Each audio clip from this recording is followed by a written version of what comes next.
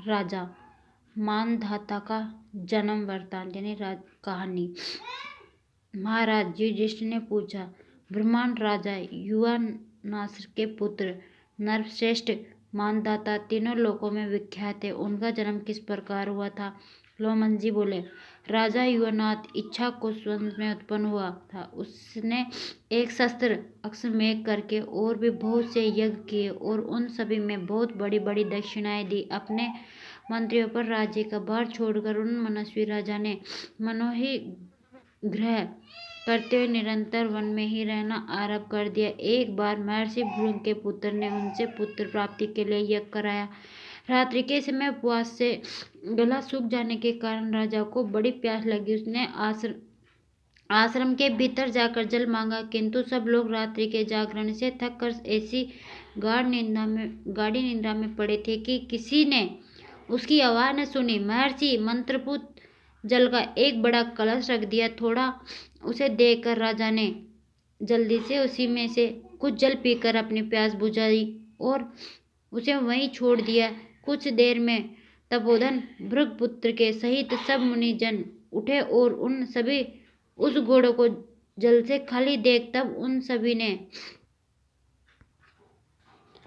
आपस में मिलकर पूछा कि यह किसका काम है। इस पर युनानश्रेय ने सच सच कह दिया कि मेरा। यह सुनकर भृगुपुत्र ने कहा, राजन, यह काम अच्छा नहीं हुआ। तुम्हारे एक महान बलवान और पराक्रमी पुत्र उत्पन्न हो, इसी उद्देश्य से मैंने यह जल अभिमंत्रित करके रखा था। अब जो हो गया उसे पलटा भी नहीं जा सकता। अवश्य ही जो कुछ हो गया उसे पलटा भी नहीं जा सकता। अवश्य ही जो कुछ हुआ है वह देवी की ही प्रेरणा हुआ है।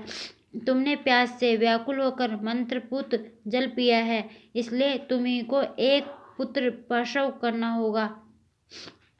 ऐसा कहकर मुनि अपने अपने स्थानों को चले गए। फिर 100 वर्ष बीतने पर राजा की बाई कोख फाड़ कर एक सूर्य के समान अत्यंत तेजस्वी बालक निकला। ऐसा होने पर भी यह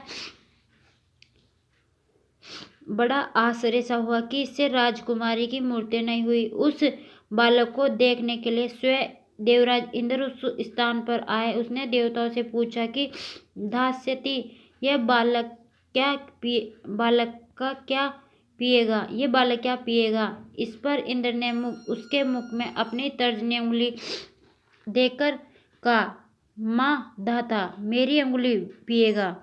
इसलिए देवताओं ने उसका नाम माधाता रखा। फिर उसके ध्यान करते ही धनुर्वेद के सहित संपूर्ण वेद और दिव्य अस्त्र उसके पास उपस्थित हो गए। साथ ही आज गौ नाम का धनुष, सिंह के बने हुए बाण और अभेद कवच भी आ गए। इसके पश्चात स्वयं इंद्र भी उसका राज सिंहासन पर अभिषेक किया। राजा माधाता सूर्य के समान तेजस्वी था। इस परम पवित्र का कुरुक्षेत्र प्रदेश में यह उसी का यह करने का स्थान है। तुमने मुझे इसके चरित्र के विषय में पूछा था, सो मैंने उसका महत्वपूर्ण वृत्तांत सुना दिया। राजा इसी क्षेत्र में पहले प्रजापति के 1000 वर्ष पूरे होने वाला इष्टकर्त नाम का यज्ञ किया था। यहीं पर नाभा के पुत्र राजा अम्बरीसेन यमुना जी के तट पर यज्ञ के सदस्यों का 10 पंख गोए दान की थी तथा अनेकों यज्ञ और तपस्या करके सिद्धि प्राप्त की थी। यह देश न उसके पुत्र पुण्य कर्म का राजा ययाति का है। यहाँ राजा ययाति अनेकों यज्ञ किए थे। इसी जगह महाराज भरत ने भी अश्वमेध यज्ञ करके छोड़ा था। राजा महतुल ने भी मुनिवर सौर की अध्यक्षता में इसी क्षेत्र में यज्ञ किया था। राजन, जो पुरुष इस तीर्थ में आचमन करता है उसे संपूर्ण लोक को दर्शन होने लगता है और वह समस्त पापों से मुक्त हो जाता है। तुम इसे आचमन करो।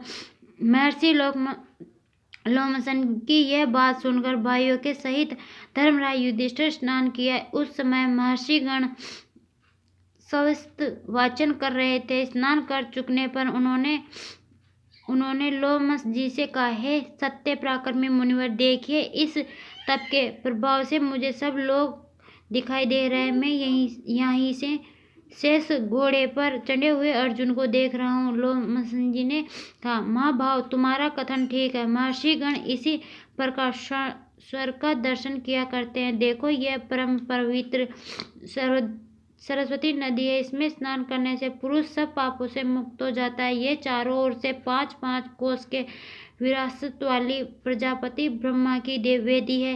यही महात्मा कुरु का क्षेत्र है, जो कुरुक्षेत्र में नाम से विख्यात है।